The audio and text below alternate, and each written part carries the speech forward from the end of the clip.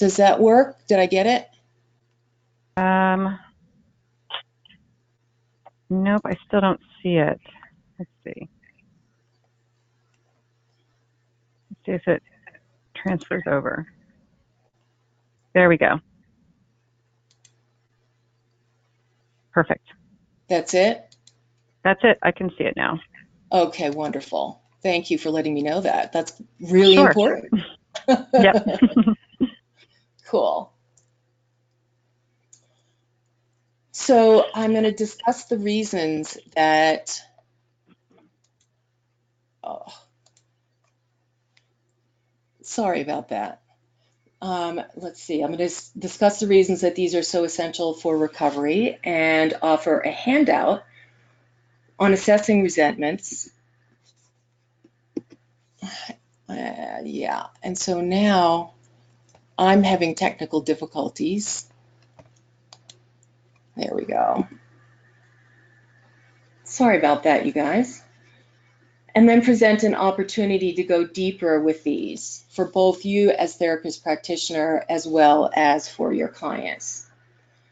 So as we know, when the human organism no longer ingests an outside element that's become adjusted to having regularly, like alcohol or other drugs, a massive physical reorientation occurs.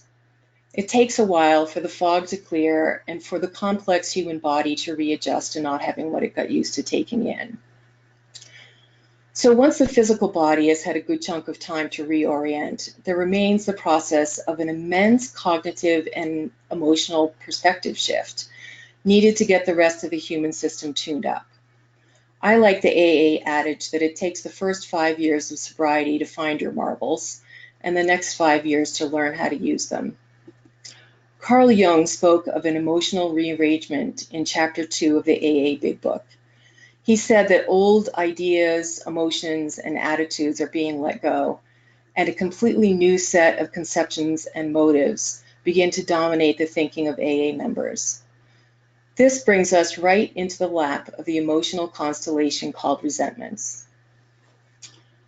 There's a few reasons why I name resentments as a critical variable for clinicians to address with their clients in recovery. First of all, the prominence given resentments by the founders of AA, about which I will speak shortly. Second is the powerful impact I've experienced personally and witnessed in others of unpacking and releasing resentments using a process similar to the one I use in my transformational group called Shine the Light. I'll say more about Shine the Light later on. Third, and very significantly, it has been said that resentments are at the root of terrorism. That is a seriously profound statement. I've thought about it since I read it a few years ago. I remembered it the last time I felt the powerful movement of energy in my body when a resentment was triggered. So imagine what the world would be like if we were all able to observe and work on releasing our resentments rather than acting from them. Let's take a look at some of the 12-step literature on resentments and their impact on relationships with self, other, and spirit. With the prominence in the AA Big Book on the extensive impact that resentments have on alcoholics, it's actually a bit surprising that there's not more emphasis put on working with them in long-term continuing care programs. The Big Book, the authors declare that resentments destroy more alcoholics than anything else. They are convinced, and that's the word that they actually use, convinced, that all forms of spiritual, mental, and physical diseases stem from resentments. That's a pretty colossal claim. To them, and this is a quote, "It is plain that a life which includes deep resentment leads only to futility and unhappiness. To the precise extent that we permit these, do we squander the hours that might have been worthwhile," end quote.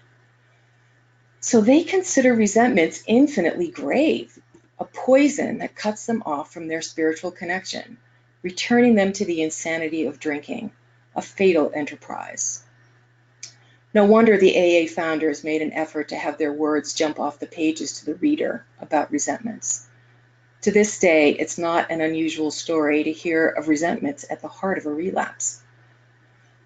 More recently, I read a study that concluded that substance abusers have higher than average levels of anger and resentment towards society. However, corresponding treatment research appears absent. Unpacking resentments is vital for this population because it reveals the bones of untested assumptions in which the client has taken refuge.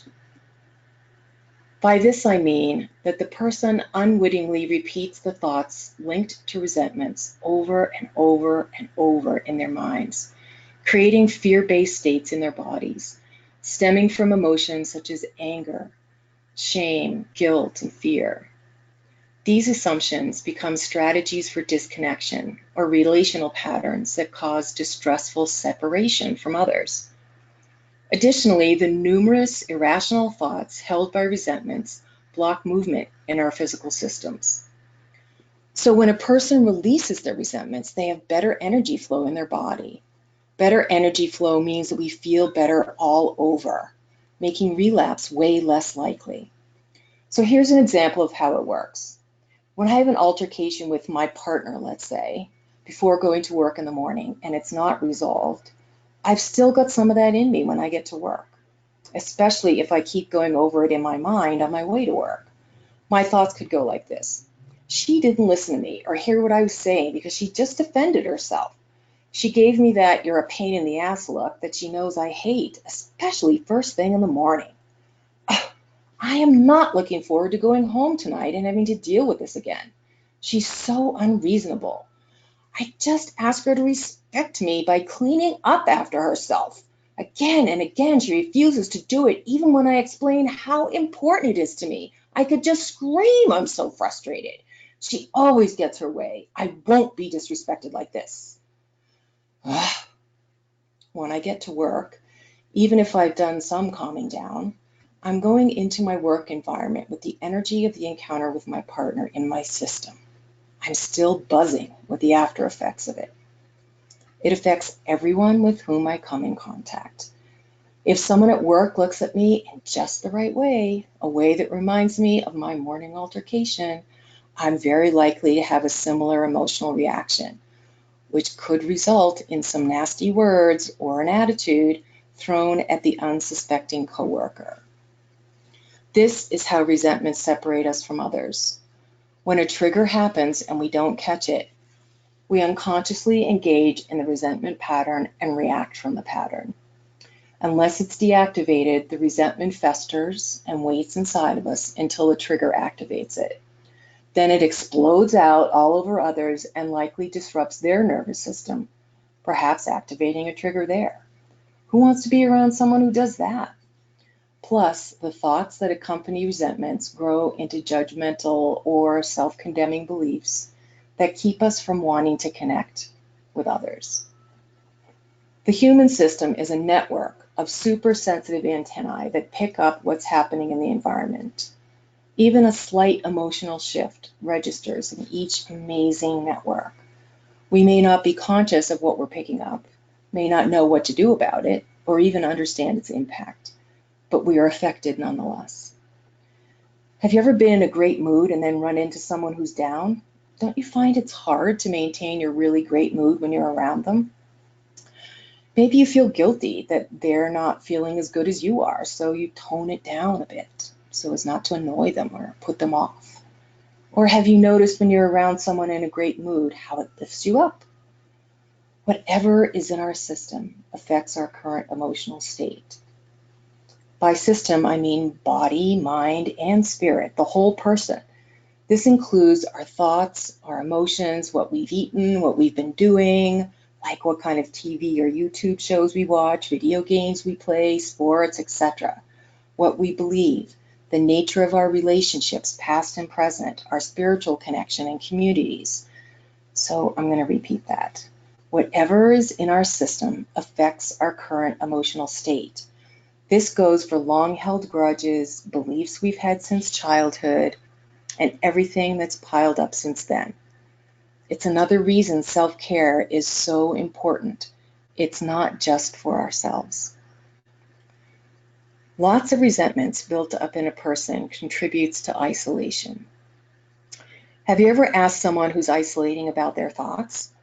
Or do you remember your thoughts when you were isolating? I remember many of mine. They were all self-depreciating, blaming, not good enough, comparing, resentful. So fear-based thoughts that kept me from wanting to see people. Thoughts like, I'm so stupid. I can't do that. If that person really knew me, they wouldn't like me. I'm such a loser. I'll never amount to anything. It's my parents' fault. I'll never be as good as others. I'm too old to go back to school. I don't know what to say. That person always lets me down. I'm too depressed to be around anyone, etc. I convinced myself that I couldn't talk to people and that no one wanted to be with me. That's what I often found in my mind after I stopped drinking. What we think about leads to our actions. During my first 3 years of sobriety, I remember going to the grocery store only at night, hoping I wouldn't run into anyone I knew. I avoided eye contact with the cashiers and left quickly. It's critical that we become aware of our thoughts and emotions, let go of what doesn't work, and discover and implement what does work in order to have a fulfilling life in recovery. Resentments, being a cluster of fear-based emotions, deny us access to our spiritual connection. This happens because we cannot experience fear-based emotional states and love-based emotional states simultaneously. Since our spiritual source, by any name, exists in love-based states, to the extent that we're holding on to resentments in our system, no matter who or what the resentments are about, we are that much cut off from our connection to our spiritual source. Without access to a spiritual link, the seductive pull of relapse is too much for many people in recovery. So here's the thing. When emotions that are linked to irrational, unproductive assumptions are understood and accepted, we no longer have to defend ourselves by using resentments. When we comprehend what we're doing to ourselves, honestly and without judgment, we no longer need to hide behind the resentments. This allows us to risk tolerating deeper experience, such as identifying, accepting, and expressing the painful thoughts and emotions protected by the resentments. When people discover that long-held resentments are unrewarding, disempowering, and unsatisfying, the door opens for authentic connections and experiences. We often don't even know that we harbor resentments. How would you know if your client has resentments that they're still holding on to? Here are some things to watch for. They'll be blaming others for things that they feel and for what happens in their life. They'll exhibit traits common to the victim, perpetrator, or rescuer types from Stephen Cartman's drama triangle. They're largely focused on what others are doing wrong, so that they don't have much energy left for self-care, and they treat themselves like they don't matter. They have a fear of people, and that can show up in things like not trusting anyone, people-pleasing, or isolating. They're obsessed with how they've been wronged. They feel unfulfilled and separate. There's definitely a need to be right, and they want to control things in their life.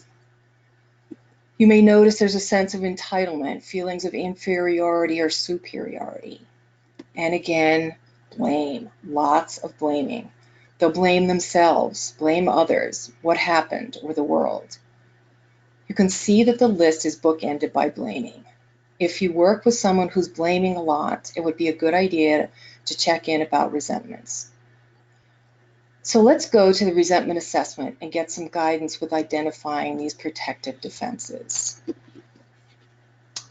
And I'm hoping that you all got one of these emailed to you as well, a resentment assessment. So often we don't know that we're holding resentments inside. And this can be dangerous for people in recovery because it can lead back to their addictive behaviors. At the very least, resentments negatively affect all of our relationships. And I put that line in here about resentments are at the root of terrorism, just because I think it's a really emphatic statement. When I first heard it, I thought it was really amazing. Never thought about it before. Resentments always cut us off from our connection with ourselves and to our higher power. So a way to uncover resentments hidden inside is to ask the questions in the box below. When we think about a person or situation, even from long ago, and there's a rise in the body's energy or the voice, there's the somatic piece, or we notice that we're really holding on to our righteous position, we've probably landed one. So a lot of times you'll find self-righteous thoughts attached to resentments. Do I blame is the first question in the box. Myself, others, or what happened for my lack of something or for my misery. So finger pointing, not looking at what's going on inside myself, there's a good chance that a resentment is part of the picture, and it's worth taking time to examine what's really happening there. The second one, do I feel entitled to something that someone else says is not mine? Often when there's entitlement, there's resentments present. So you want to keep an eye out for resentments when you notice a sense of entitlement there. The third one, am I still mad at someone after they did something I specifically asked them not to do? So I bolded still because there's nothing wrong with experiencing anger, but the optimal way to work with anger is to let it run through the body in a wave so it can complete. When there's a resentment present, anger keeps racing around and like it's in a hamster wheel. We keep it going and going and going. It's important to feel it, but when we keep it fueled and we live and act from it, that's when it becomes problematic. So we want to pay attention if we notice that's happening. And then for the second half of the question, it's funny, when we ask someone not to do something, we tend to expect them to follow our request. Like, I asked, therefore it's going to be done. Yeah, so whenever we think about this situation, which could be lots, this again is the over and over and over thinking about the same thing. It just makes us mad all over again. So this is great fertile soil for resentments.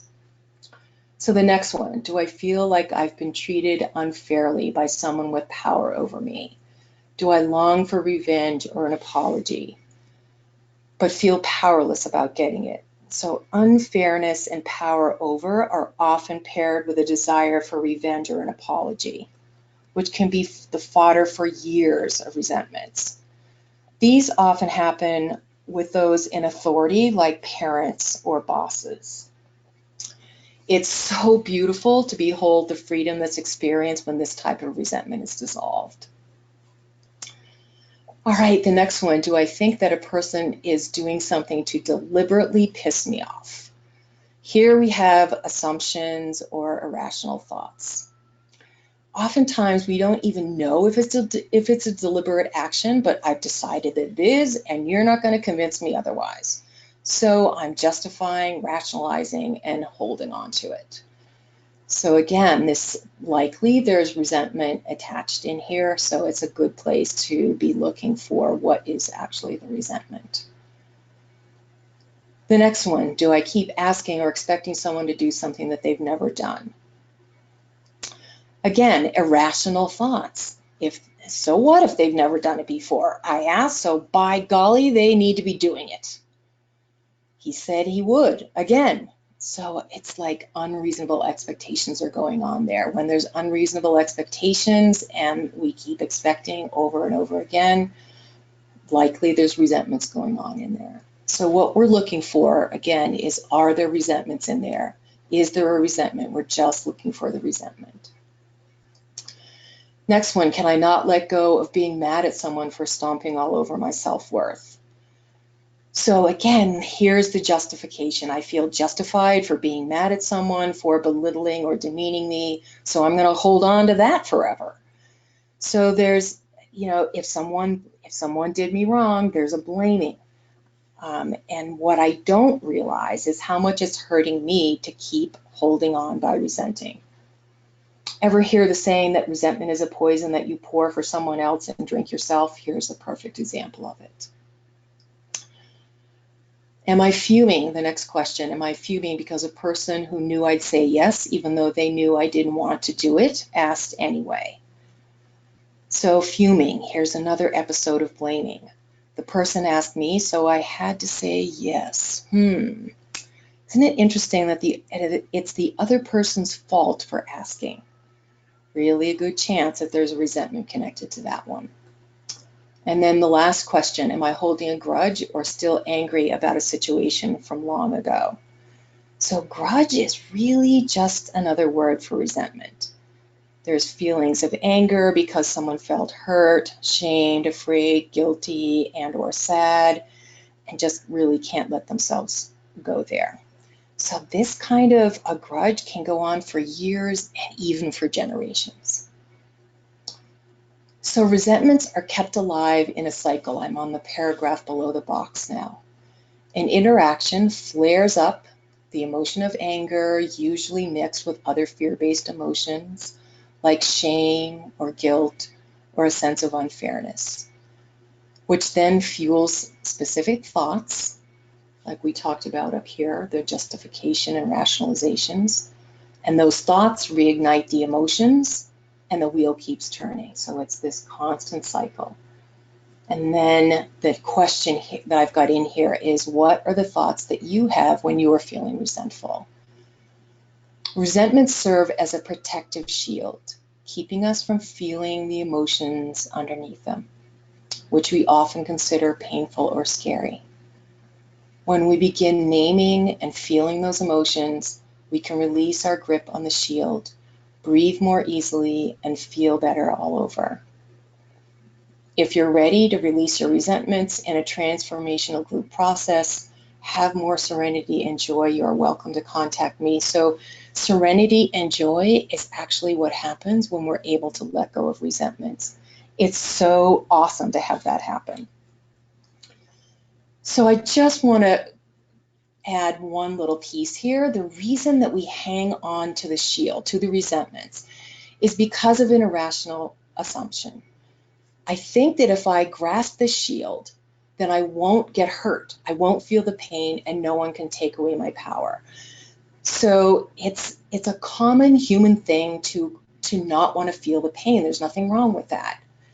And there's a false sense of power over that comes with resentments.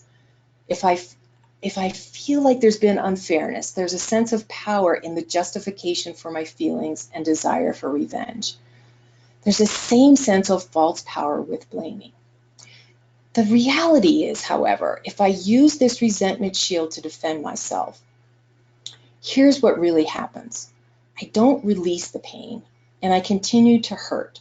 And I hurt both myself and others. Not only that, I'm actually disempowered because I'm actually out of integrity with myself and disconnected from my higher power. What I mean by out of integrity with myself is there's a clog in my system.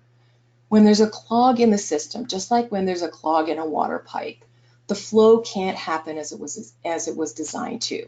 That's why we get the signals of discomfort and pain, to tell us that something's off kilter. So when we're used to numbing the pain with addictions, once we stop the addictive behaviors, many of us go to avoiding pain by going to anger and irrational thoughts to shield us from the pain. That's where resentments come in. However, avoiding clogs up the natural flow or harmony in the system. So when I'm holding on to a resentment, I'm blocking the flow of energy, which also affects my physical body and my spiritual connection. When there's a clog, it's not just the fear-based emotions that we can't feel. We also squeeze off our capacity to feel love-based emotions like joy and peace. That's why it's so important to address these and do our best to unclog the pipe and open the flow. In my group, Shine the Light, participants have the opportunity to release their resentments by discovering what they've been shielding themselves from, using techniques to embrace the scary stuff, and make choices that move them into serenity and joy. So I'm going to give you more details about that at the end of the webinar. In order to move from the victim mindset of blaming, low self-esteem, resentments, and downward spiraling obsessive thinking that accompanies addictive behaviors, There are two vital steps needed. First, we must learn how to feel and identify emotions. The initial stage, in terms of emotional processing in recovery, is to feel emotions again. It can take a while for people who spent time engaged in addictive behaviors to learn to name and really feel their emotions. Many of us used because we were pretty inept at feeling or dealing with emotions, especially love-based emotions like joy, inspiration, gratitude, confidence, or even peace. We spent most of our time not wanting to feel the fear-based emotions of shame, anxiety, myriad forms of fear, sadness, and grief. We thought we were getting a shot at the love-based emotions, at least in the beginning, by engaging in our addictive behavior. At the foundation of the recovery process is learning what emotions are, how to safely feel them, and how to use them to enhance rather than destroy our lives. It's important to learn to feel all of our emotions and be able to identify them, for they are, and this is a quote, the messengers that show us when it's time to examine and adjust our thoughts and return to peace. That's a quote from Lynn Forrest. Lynn is a therapist and educator from Tennessee who wrote the book Beyond Victim Consciousness. I love her understanding of the purpose of emotions. According to Lynn, feelings were designed not to tell us how to decide, but to alert us to the level of the vibrational frequency of our thoughts. Wow, feelings aren't for deciding. Wow, there's a news flash. If we really consider it, our feelings express reactions to our thoughts about something, not reactions to the thing itself. And our thoughts about this something are all tied up in our associations with it or things similar to it in our past. That's why we all have different reactions to the same thing. Our emotional histories are all different. Lynn likens our emotions to the gas gauge in our cars. We don't throw a pill in the gas tank to fix it. We don't ignore the gauge and hope it'll go away, or react in a panic when the gas gauge reads empty. Although, I don't know, sometimes I get pretty panicky about my empty gas gauge. We just fill it with gas. When we get a frequency report, in other words, experience an emotion, we don't have to blame outside events. We don't have to attempt to control life situations or eliminate anything. We simply recognize that it's time to examine and adjust our thoughts and return to serenity or the emotional state of our choice. The concept of serenity as a treasured priority is found in both the AA and Al-Anon literature, and current participants continue to write about it. You'll find it in the literature. While training emotional states is possible, it is beyond the scope of this webinar. Once we can name and feel emotions, the next step is to disidentify from them. That doesn't mean not to feel them. It means to grow the capacity to feel them and be able to step back from them. So to internally create some distance so that we can have the experience of emotions traveling through the body rather than being our emotions. This brings us to the second focus of this webinar, developing the observer self. So the second tool critical for clinicians to help their recovery clients to develop is the ability to witness their inner matrix. This is vital because without it, we cannot see what we are doing. We are what we are doing. When we are what we're doing, our whole identity is wrapped up in it. So we clench it tightly, take everything personally, and we're closed off to new ideas. So as we grow into the understanding that we are not our thoughts, our emotions, or even our bodies, we can employ self-compassion, disidentify from what we observe, and make decisions from a love-based state.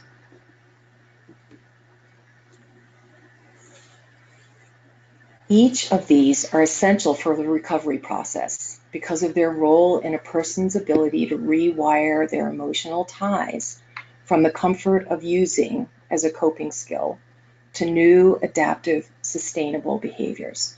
Without being able to observe ourselves, Take a step back and watch what's going on internally. We're at the mercy of the ideas and feelings that swirl around inside. Being propelled into action from fear-based thoughts and their corresponding emotions is what creates outcomes that we don't want. To paraphrase Moshe Feldenkrais, in order to choose something different, we need to know what we're doing.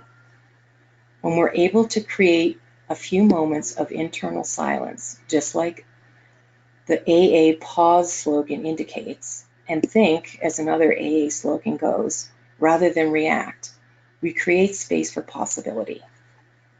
When we curiously watch what's happening, disidentify from the thoughts and emotions, we have a little distance from them, so we're not so controlled by them. When we're able to do that, we can then decide our next move. Take action based on what we notice, or do something different. If we don't see what we're doing, we can't make a different choice, and we're controlled by our minds and emotions. That's so similar to being enslaved by our addictions. In order to have a fulfilling life, it's imperative to learn not to act from thoughts or emotions, but rather from our centered, spiritually connected place. We need to be able to watch ourselves and know that while we're connected to what we see, we are not what we're observing. Repeat, we are not what we see. If we were what we see, we wouldn't be able to observe it. So while this can be a little mind-bending, it rings true once you learn to do it. Here's an example. A guy walks silently out of the room while I'm speaking to him. I feel the heat rise in my body. My brow furrows and my fists clench. Thoughts like this go through my mind. Hey, what's he doing, the idiot? Maybe I'll yell at him. Rather than doing anything, I take an internal step back, take a deep breath, notice these things happening in both the body and mind, and narrate about them to myself. My inner self-talk could go like this. Oh, look, that's what the mind and body are generating right now. Even though I can feel them, I know they're not who I am.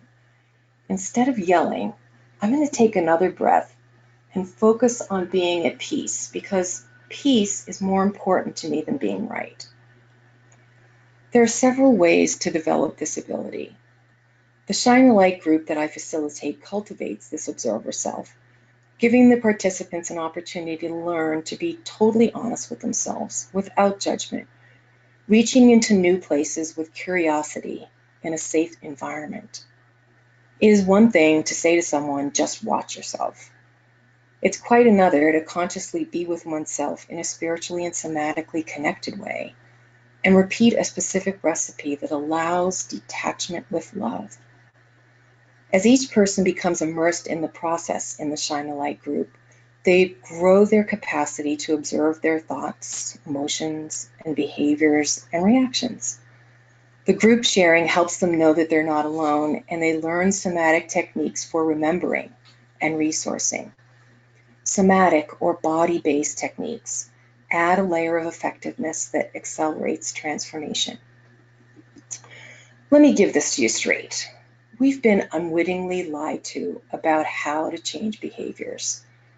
Our cultural perspective about how to get ourselves to do something new that isn't particularly comfortable at first has been utterly distorted. Forcing ourselves, also known as discipline based on submission to authoritative rules or compliance, beating ourselves up, and punishment have all been on the menu for change making. For lots of reasons that we all know, we've got an overabundance of nasty thoughts about ourselves rushing through our minds daily. When those are linked with equally strong fear-based emotions to our behaviors, we've got a disastrous combination that will keep us stuck for eternity. Yeah, these really don't work. The University of Michigan currently has a lab in which they study self-talk. How cool is that? We're finally getting some information about how to really make lasting changes in the inner matrix of humans. How we talk to ourselves has a major impact. A key element that goes hand in hand with fostering the observer self, as well as being an essential ingredient for creating new behavior, is self-compassion. Self-compassion is finally coming on board with the mindfulness trainings. It's not something that has hit the mainstream mindset yet, but it can make a huge difference when utilized for relapse prevention. I'll briefly describe here the three components of self-compassion as presented by Kristin Neff, who researched and authored a book on it. She begins with self-kindness, naming it as gentleness and understanding with ourselves versus being critical and judgmental. Common humanity, which recognizes our connectedness with other humans in our life experiences, rather than allowing our suffering to isolate and alienate us. We all feel pain in difficult times. We all have the same basic needs, and we all feel good when they're met. And third is mindfulness, referring to the clear seeing and non-judgmental acceptance of what's happening in the present moment.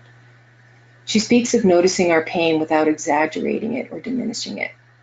Mindfulness provides tremendous freedom because we don't have to believe every passing thought or feeling as absolutely true.